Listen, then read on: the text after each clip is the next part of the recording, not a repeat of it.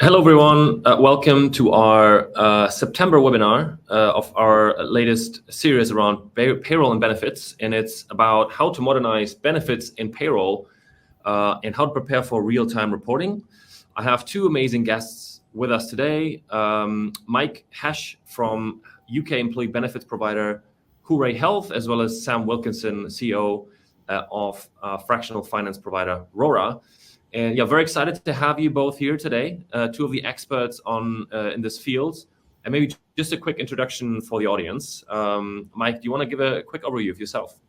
Yeah, so Mike Hesch, head of UK benefits for Hooray Health and Protection. We also have an international team and a pensions team here, but I head up the UK side.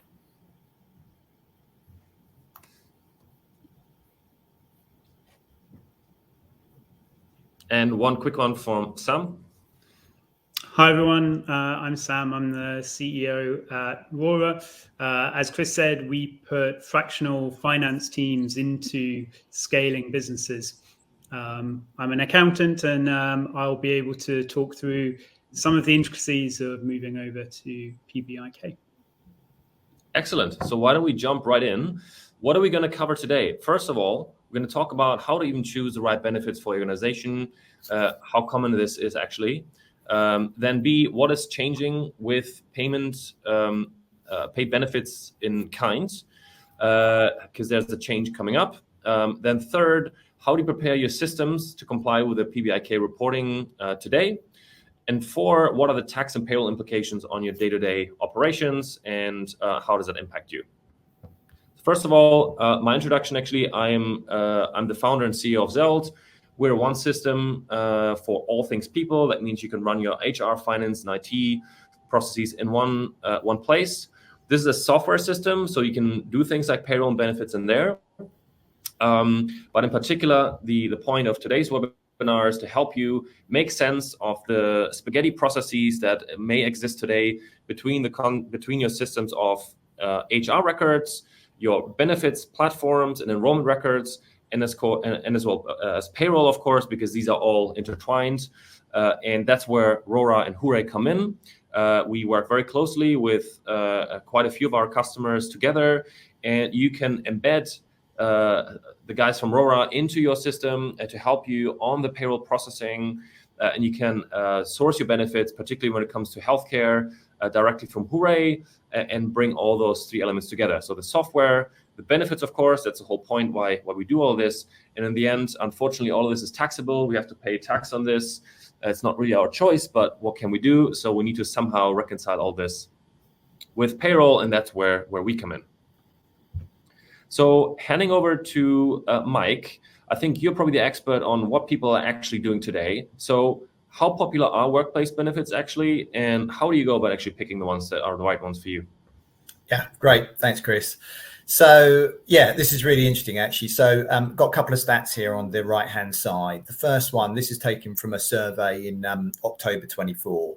So the first stat, 24% feel that a good benefits package is key to them choosing an employer. That's 2023 stats. That increased for 2024, so 47% of employees. And I'm sure when the 2025 data comes out, that's going to increase again. But interestingly, still 41% of employees believe that their current benefits package is inadequate. So we're going to go into some more detail on this, but I think that's the key part here is, and this comes down to sort of communication, having the right benefits package to start off with, and a number of other things, which again, as I say, in a moment on my next slide, I will sort of go into a bit more detail on this.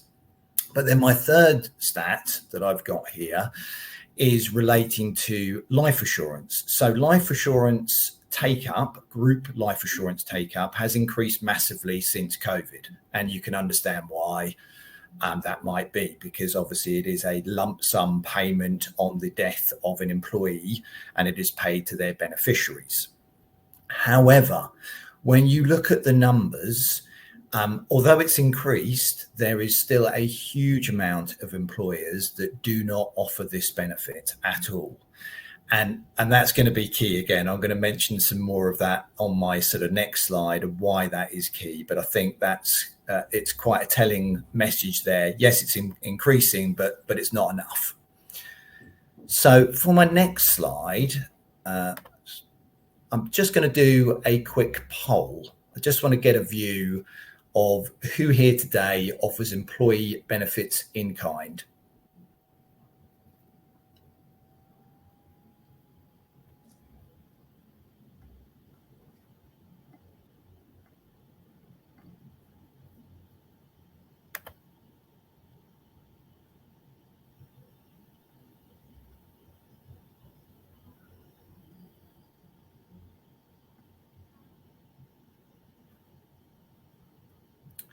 Great. See there's some answers coming in. Yeah. Mike, can you see those? Or shall I maybe run over those? I don't know if you can find the right button in the... Do you know what? I can't actually find the right... Is it under the polls? It's in polls and open, yeah. So I can see there's around 40 answers, 41 responses so far. Yeah, great. So the majority do, and that actually goes up with the stats as well. The majority do offer that. And it increases as the size of the organization increases. So the amount that do offer it increases as well. 250 employees or more, 75% of employers do offer it. So, you know, I think that does actually come through. Yeah. So we've now got 45%, sorry, through an advisor or broker. So, you know, as I would expect, some still managing it internally. So 39%. And some not at the moment, so 11% on that side. So really key stats there. There is the majority brokered, there is some in managing it themselves. So good to see. And I think hopefully the next slide will give you a bit of food for thought. So how do you choose the right benefits provider and the right insurance? We get asked all the time, what's the next best big thing in benefits? And it's a difficult one, but I mean, you know, we could say DNA testing, we could say assisted reproduction, we could say well-being apps. I mean, one of those that I particularly like is one called Health Lens. You can get this free through a cash plan provider called Medicash, but it scans your face and it gives you all your key factors. So it tells you whether you've got high blood pressure and all those different things just from a scan of your face. So it's super easy. It's a bit of fun, and it means that employees actually end up finding out their own numbers, which are important. And knowing your numbers is really important. But for me, this is more about doing the right amount of benchmarking. So benchmark yourselves against your peers. What do they offer? It's then also looking at your organization's demographics, taking any survey data that you may have, where your staff are based. Are they UK? Are they international? Are they globally based? And we are actually seeing quite a lot of UK-based employers asking for international plans on private medical because they want that high level of cover in the UK. So these are UK employees covered in the UK and getting treatment in the UK, but on an international plan. So there is a rise in that we're seeing. There's a cost to that, but there's a rise in that. The second part is then it's not just about having the right list of benefits. For example, if you offer no excess and your peers, your competitors offer 100 excess, then you're ahead of the game. If you offer 1 times life assurance, but your peers are offering 6 times, then you're behind the game quite significantly.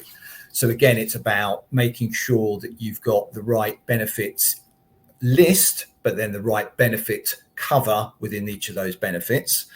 And then what extras are on offer. So this is where I come back to the life assurance. It's a phenomenally competitive, cheap, if you want to call it that, benefit, but it comes with a lot of added extras for free. So it might have an EAP in there, gym discount, second medical opinion, medical health counselling. So to offer one benefit, but actually be able to offer a lot of different ones is quite good for those organisations that don't maybe have the budgets to spend out on medical and lots of different benefits. So I think that's key, is understanding your benefits that you've got and what additional extra cover those benefits can offer. And that is also key because it can get confusing for your staff. and confusion leads to disengagement. So understanding what you've got, have you got an EAP on different benefits, which EAP are you going to direct your members to, your staff to, that kind of thing is key to make sure you get the most out of those providers that you've got. And then the final sort of bit on this is it's not just, it's not just about having the right benefits, it's about having the right insurance provider. For example, only 3 of the private medical providers actually do monthly billing properly. Most of them will take the annual figure and divide it by 12 and just charge you that on each month. They won't change when your membership changes. So things like that, and knowing those things are often really key to make sure you've got the right provider that fits with your business needs. And my final bit now here is, look, costs are going up across the board. There is longer term absences. There is a real drive from employers knowing and understanding that having the right benefit also helps them to keep their employees at work, to help with retention and recruitment, and to reduce presenteeism as well by those employees having support they need it when they need it. So I think the brokers need to deliver more value. And completing benefit reviews for clients, I think, is key, helps them maximize what they offer, and then helping them to communicate those benefits is also really key. So my passing message here is, if you're having to make changes to your payroll relating to your benefits, then now is the time to review whether those benefits are right for you and your employees moving forward before you make those changes, or as you're making those changes. Really, it's a good time to review everything. So that's my passing message. I'm now going to pass back over to Chris. Thanks so much, Mike, for this comprehensive overview. So as I mentioned, or that's maybe also the hook for this webinar, there's an upcoming change with the HMRC. So why does it matter now, right? So first of all, we've established that most companies, or at least many, are already offering benefits. In the SMB space, it's 64% according to the HMRC. In the enterprise space, even higher. So the larger the company, more likely is that you're going to have benefits. Right now, most people are reporting their benefits on P11Ds. That means at the end of the year once. And the big change is that HMRC is planning to scrap these P11Ds. Initially was planned to kick in already next tax year, but realized that companies are not prepared and therefore moved it to 2027. And assuming that this goes ahead, and right now there are no indications that it won't, that means that if you're running payroll monthly, you don't have to report it once at the end of the year with a 3-month preparation period, because I think that's, Sam, if I remember correctly, sometimes in July. Yep. That means now you'll have to do it every month with 5 days to the end of the monthly tax period ends. And that means at a headline, right, up to 12x the increase in HR admin related to the reporting. If you don't do it on time, of course, if you don't pay your taxes, you'll have to pay interest on that. And also the more data entry and the more reporting there is, the more things you have to type into systems, of course, the more chance there is for making a mistake here and there. And payroll errors, of course, we all have experienced that, is not necessarily something fun or pleasant for employees or the people that have to fix those errors. So it definitely impacts any HR and finance professional related involved in running payroll or administering benefits. So that's why I suppose we're here today. And maybe before we continue, it would be good to know, actually, Sam, I think maybe that goes on your end, on the reporting side. Yeah, absolutely. Thanks, Chris. And we wanted to open with a poll, which is right now, how are you handling your benefit reporting via P11Ds? If you know, do you do them in-house? Do you have an outsourced payroll provider or an accountant who takes care of it? I can't imagine many people are switching to PBIK already, but I'm keen to see if a few people have already. It's something you can do early, but as Chris mentioned, HMRC probably pretty wisely took the view to give people another calendar year to get themselves ready for reporting on benefits in kind on a monthly basis. Because it's quite a change. So just looking at the poll results, most people are kind of split actually between doing it in-house and outsourcing it to either their accountant or payroll provider, which is probably basically what we see. Most people will either do it in-house themselves or outsource it. And I'll just change the slide over. What I wanted to run through is, what is this actually going to mean for your business and the business processes that you run? What do your teams need to know? With benefits in kind, actually quite a lot of small businesses we work with don't even realize that they're giving benefits in kind. For instance, loans to employees without interest is a benefit in kind. Or meals out on a regular basis is a benefit in kind. And all of those things need to be collated together. All those bits of information need to be collated together to be reported on a P11D. Now, as Chris said, yep, right now it's a once a year process. You gather together all of that information. You get all the information from Bupa or whatever health insurance you offer your employees. And then you report it in one go over to HMRC. There's a tax bill that you then pay. That happens once a year, and so it's a pretty well-defined process that most finance teams will go through, or your payroll or accountant will go through on your behalf. Doing it on a monthly basis is going to be quite a change, and that's where we're going to see how Zelt can help. Tools like Zelt will really help embed into those processes to make sure that information gets collated together quickly in one place, and it'll make it much easier to then report accurately on a monthly basis. In terms of what your teams will need to know, finance teams should be well aware that this change is coming, and payroll HR teams, but obviously flagging to them that this is a change that's coming, so that it's on their radar and they are preparing.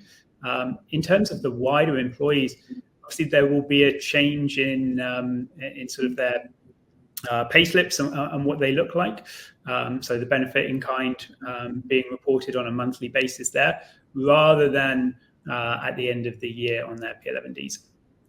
So mostly this is about a business change, but your employees should definitely be made aware as well. And what can you do now? The key thing here is plan and act now. Don't wait. Obviously, HMRC have given us all longer to do that, but getting the right tools in place, getting the right systems, getting systems like Zelt in place is going to be really key. And getting the right support in your team, whether that's fractionally through something like RORA, or from other people in your organization, make sure that it's on someone's radar to be thinking about how are you going to run this process smoothly on a monthly basis. As Chris said, you're potentially 12xing the amount of work that needs to be done, and that needs to be carefully planned and put in place to make sure that you are on top of it when the change comes in April 27. So that's pretty much it from me, and I'll hand back to Chris.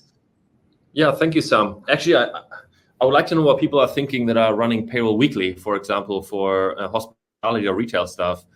I think that is an even bigger change. I don't know if there is anybody on here that is having that has a weekly payroll. But yeah, it would be great to maybe use the chat. We'll be very curious to hear like how you think about this as well. Obviously, the year has 52 weeks, so that is 52 times the amount of reporting. It would be great to hear how you guys are thinking about that. So yeah, we wanted to also use this call to at least show you one option of how you could do it. Obviously, at Zelt here, we're running our own benefits at Zelt. We're also working with RORA and Hooray on our benefits offering and our processing. So yeah, we'd love to just leave you with an impression of how that could be set up on a system like Zelt or a similar system if you have one already. So I'm just going to share my screen here. I have a little demo prepared, and I just need to find my right window. And I think it's this one here.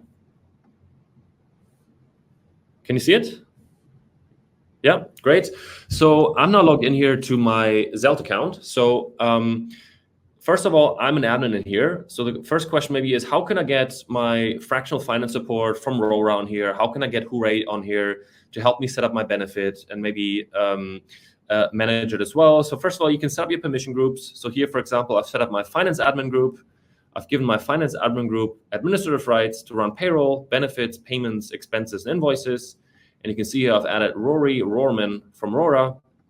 And I also have here my benefits administration permission group, where I've given just benefits administrative rights, and I've added Hank Hooray from Hooray to the system. That means we can now have access, we can collaborate on the same system.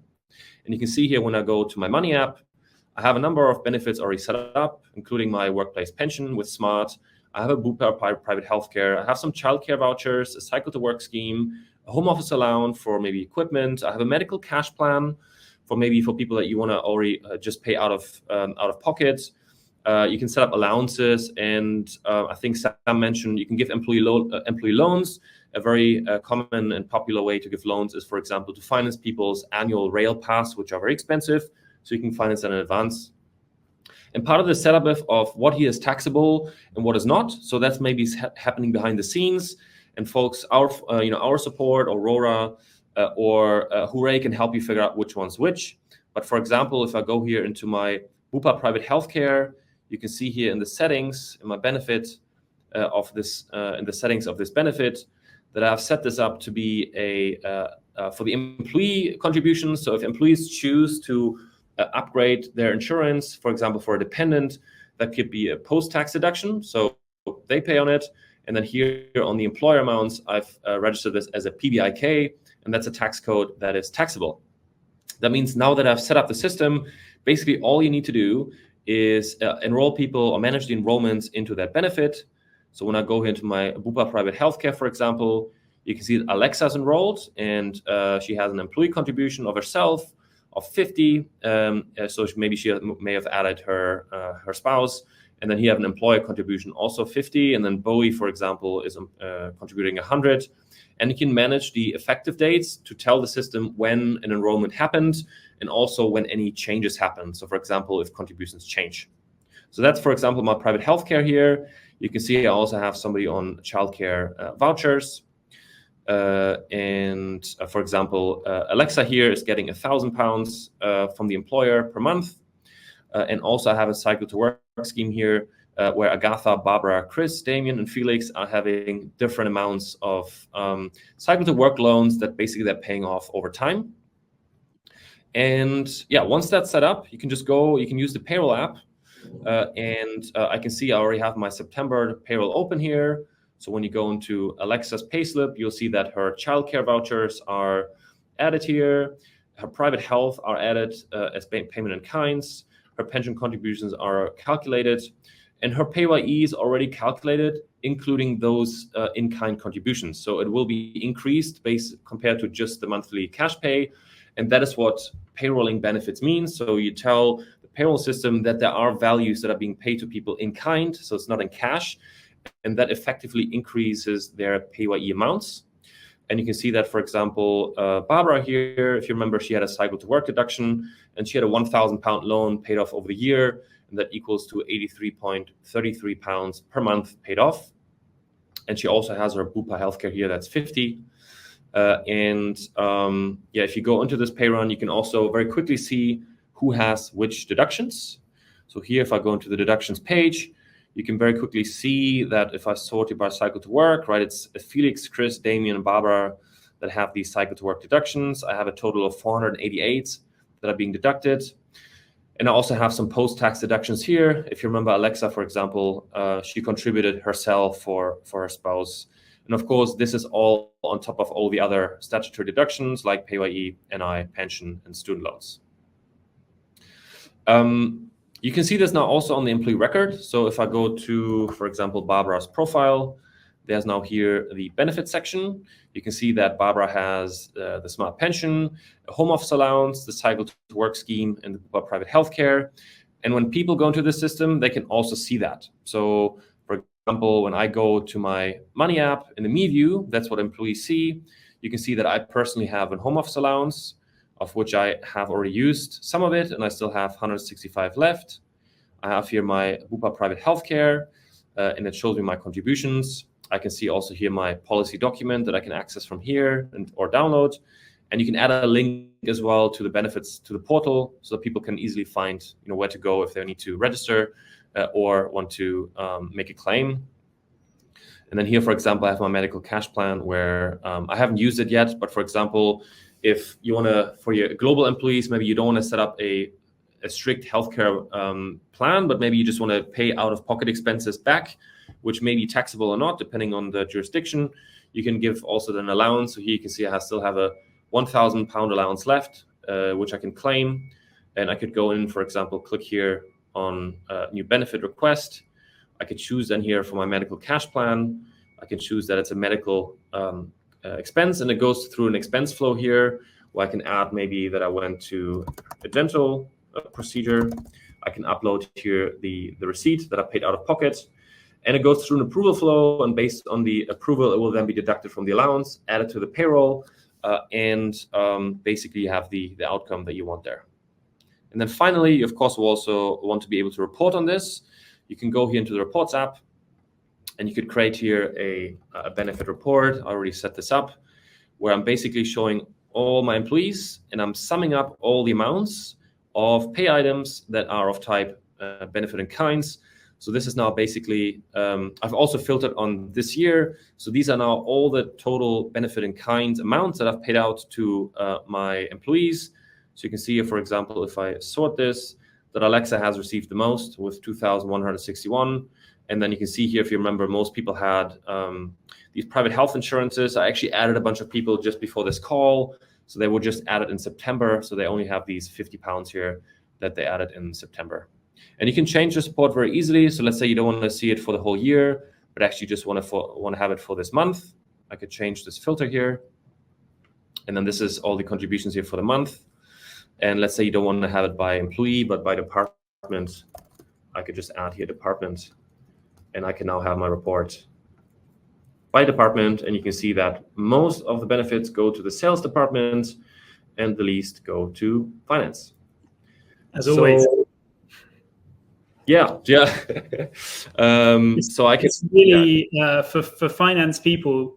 So much of the time and effort in reporting benefits in kind comes from actually going through the business and understanding where they all are and bringing them together, usually in a spreadsheet.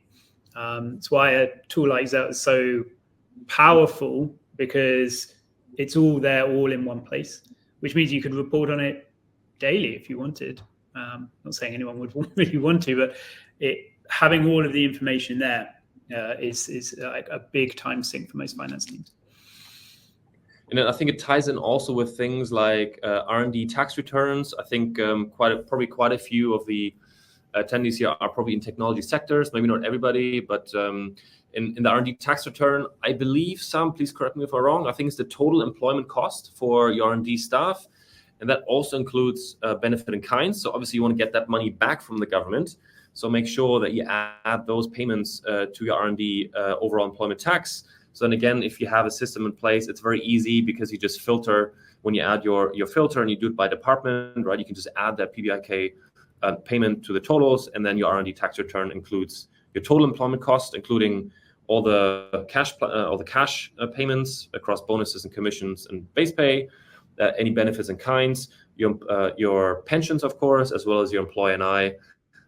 So that also makes your R&D tax return very easy. And I think it's probably end of year coming up for lots of people. And I think it's on our timeline actually for this quarter. So some will probably have to talk about that soon. Yeah, there's going to be lots of people madly trying to get a lot of information together. Again, with R&D tax credit claims, it's all about getting all of that information together in one place. And a tool like Zelt really helps finance teams do that. It saves a huge amount of time. Mm-hmm.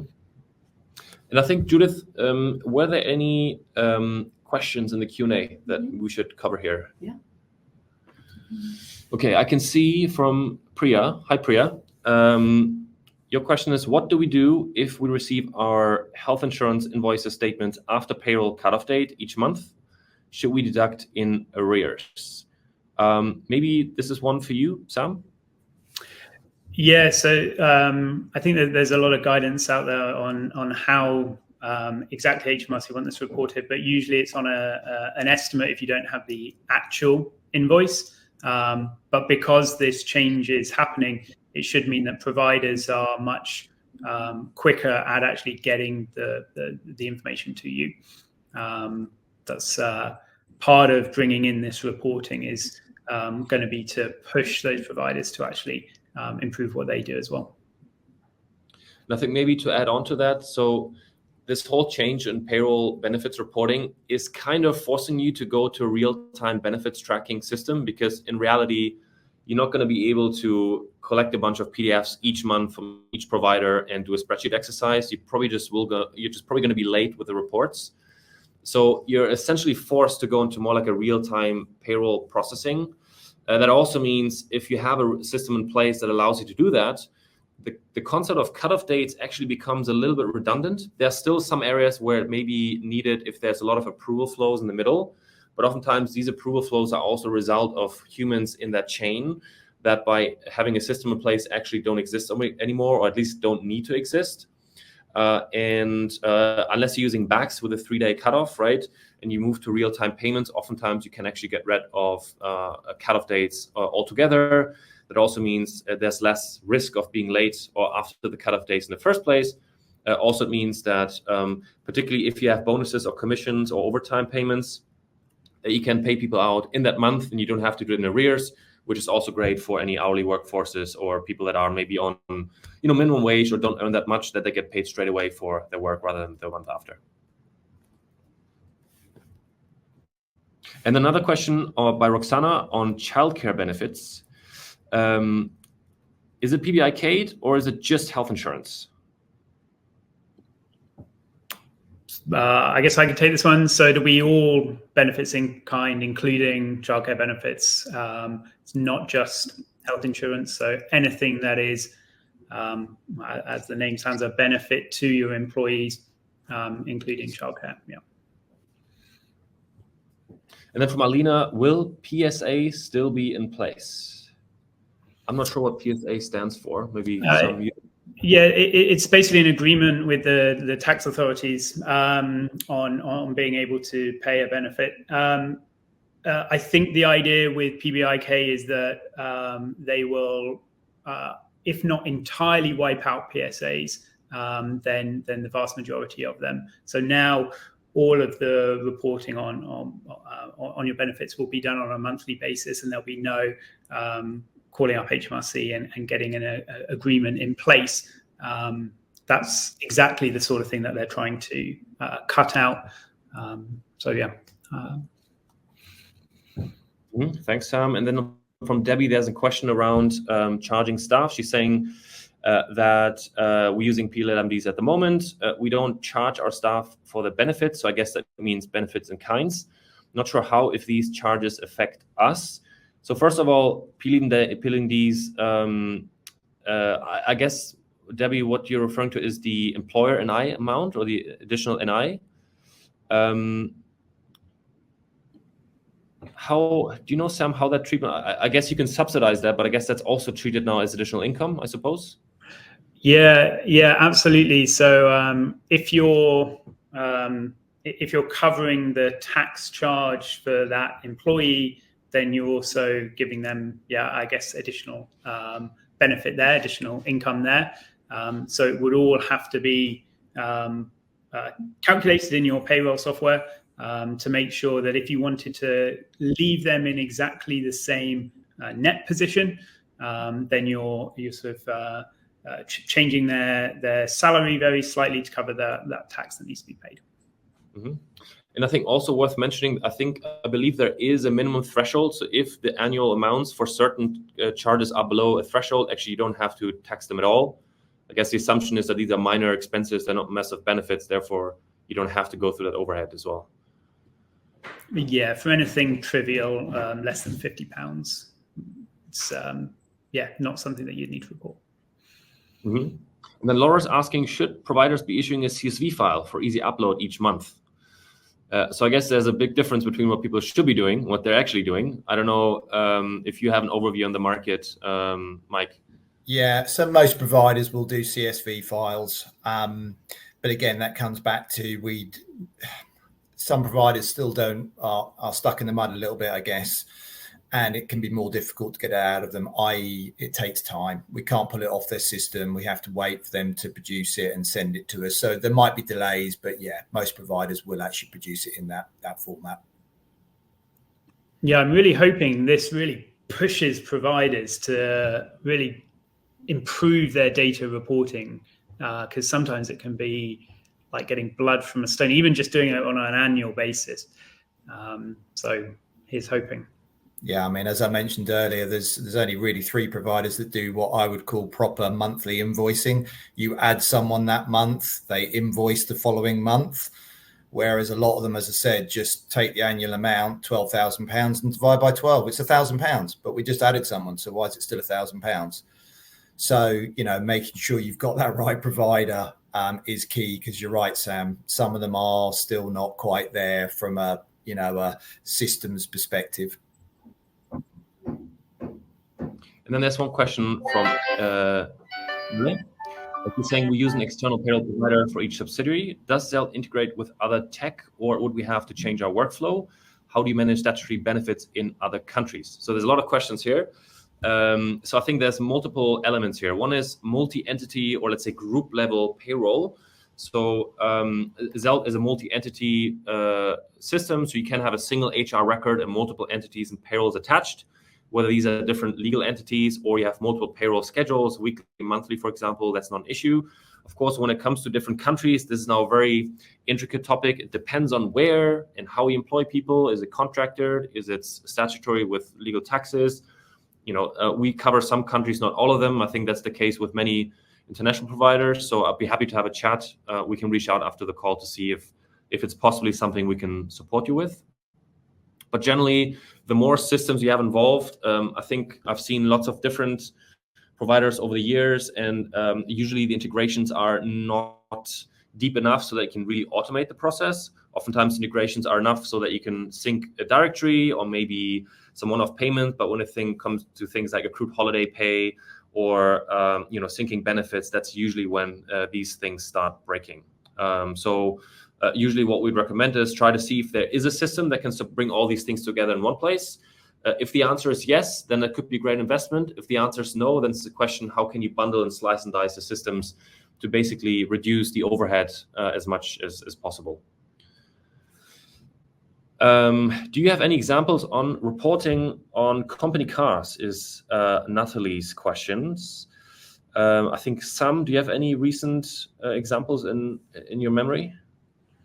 I'm not sure exactly what you're looking for there, Natalie, but in terms of a company car benefit, the way it works right now is you report it in a P11D, and it's based on the type of car and what HMRC says is the value of that car, and then you put that on the employee's P11D record. So it would work just like with any other benefit. So come April 2027, it'll be deducted on a monthly basis, or it'll be shown on a pay slip on a monthly basis, and the PAYE taken there, and then I guess in terms of that process, it's one to talk through with your finance team or accountant, because there's just a couple of rules that you need to follow for how HMRC thinks about the benefit of a company car. But otherwise, it'll fold into PBIK in exactly the same way as any other benefit. So definitely give Sam a call if you want to discuss it a little bit further. I think it also depends on what car scheme you use. I think there's currently a tax incentivized scheme for electric cars. Actually, one of our customers, Love Electric, up in Scotland, is a great provider in the space. If you're looking for electric car schemes, look them up. I know that you can salary sacrifice. I think that's a particular scheme. There are only very few salary sacrifice benefits you can use. I think one of them is that electric scheme. I think another is, I believe, pension, right? So salary sacrifice pensions, and I think that's 3 or 4 more others. So I think the big difference is if you use a certain scheme that is salary sacrificable, and you can set that up in Zelt as well. That means that people's POE gets actually reduced as a result of that, rather than increased, which is a kind of a benefit in kind. But it depends on who pays for it. So if you as a company pay for the benefit, then of course it's a benefit in kind. POE actually goes up. If you have employees self-pay through your payroll, then actually that POE goes down, but obviously it gets deducted from their salary. So it depends on how you set it up. And in each case, Sam, Mike, and I are able to help you to set this up. Yeah, that's absolutely right. And with salary sacrifice, it can be a great way of offsetting some of those costs and reducing the overall kind of tax burden. Though it does have an impact on people's gross salaries, which is something that you just want to make sure they're aware of and manage. For instance, if they're looking to get a mortgage or something like that that's based on their gross salary, it's just a consideration for them. And then Roxana's asking, I think this is more of a judgment or maybe a view on the market. I don't know if Sam, any market details there, or Mike. Roxana wants to know, should the employer reimburse the PAYE NNI increase as a result of PBIK? I know that there's different ways how to look at this. I certainly think there's no moral or legal obligation as an employer to pay this. Of course, it adds extra complications, as Sam mentioned. So you have to actually calculate pro forma what it's going to be. And it's a bit like an infinite kind of recursive thing, because the moment you pay for the NI, the income goes up. Now you have more PAYE, so then you have to, again, contribute. So it's almost like actually quite difficult then to understand how much it is. You have to back solve it somehow. And of course, that adds some complexity to your payroll, which you may or may want to avoid, because likely the amounts are going to be pretty small. But I don't know, Sam, if you know anything about the market there. I guess I can just say what I've seen from our clients. It's a big mix. Some do and some don't. So as Chris said, there's no right or wrong here. So obviously you're giving them a benefit in kind, but then there's some tax bill that they get. Who shoulders that burden is sometimes it's split, sometimes it's solely on the employee, sometimes it's just taken care of by the business. So I really don't know if there's a right or wrong, but making sure that your employees understand it is probably pretty key, because the worst thing that you can do is, especially with the P11D process as it is right now, come to the end of the year and then suddenly everyone has a tax bill to pay that they didn't realize they were going to get. So yeah, I think it's really all about clear communication, and like any other benefit or part of their remuneration, you just want to make sure you're really clear and consistent across your employees. Yeah, I think that's right. I remember when I got my first private health insurance, I actually was not aware of the PAYE, and after I knew about it, I actually opted to opt out from it, and I was actually quite. I felt it was quite good that I had the option to opt out, and they could do it immediately, and that means I didn't have to pay that extra £500 or whatever in PAYE. So I think if you have a flexible system also in place that allows you to process enrollments quickly, that means you can just give people the option where they want to opt in, opt out from a scheme. Particularly when there's PAYE implications, you may not want to force people to take that benefit. And I think that's actually one last point. As you switch from P11D to monthly payrolling, in a way, actually employees will start paying tax double in that tax year. It's because that tax allowance for the year will be deduced by the amount of PBIK they received in the last year, but also you now start increasing their PAYE for the monthly payroll benefits. So in a way, they're paying double. And I think that's also something that people should be aware of, or maybe something that maybe if you want to subsidize it, right, to help bridge that gap. But that's just one extra thing to keep in mind here. Yeah, overall, it's the timing of those payments will suddenly really shorten. Yeah. And all I'd add in, Chris, is just obviously making sure you've got those right benefits. If they are the right benefits, the employees really value them. So any tax that they do have to pay is negligible, because actually they value what they've got. And coming back to your point, you opted out for a reason. Try and find out what that reason is that your employees might opt out, and pick a benefit that they don't opt out on. I think that's the sort of key area on the benefit side. That's a very good point, actually. I think maybe that goes back to Roxanne's questions, whether you should pay for the PAYE. Maybe actually it's a good self-selection criteria to see if people are, because it's really just a marginal percentage, right? If you're not willing to pay that bit of tax for the benefits, maybe you shouldn't spend money on that in the first place, possibly. Yeah, I think that's a good point. I think we're running out of time. This was great. Thank you for joining us, Sam. Thank you for your insights, Mike. I think if you want to have a follow-up discussion with any of the three of us, I think there is a little poll coming up here. Just click the button, we'll reach out to you. And I think that's it. Yeah, great. Good stuff. Well, see you on the next one. Cheers. Thanks. Bye-bye. Thanks, everyone.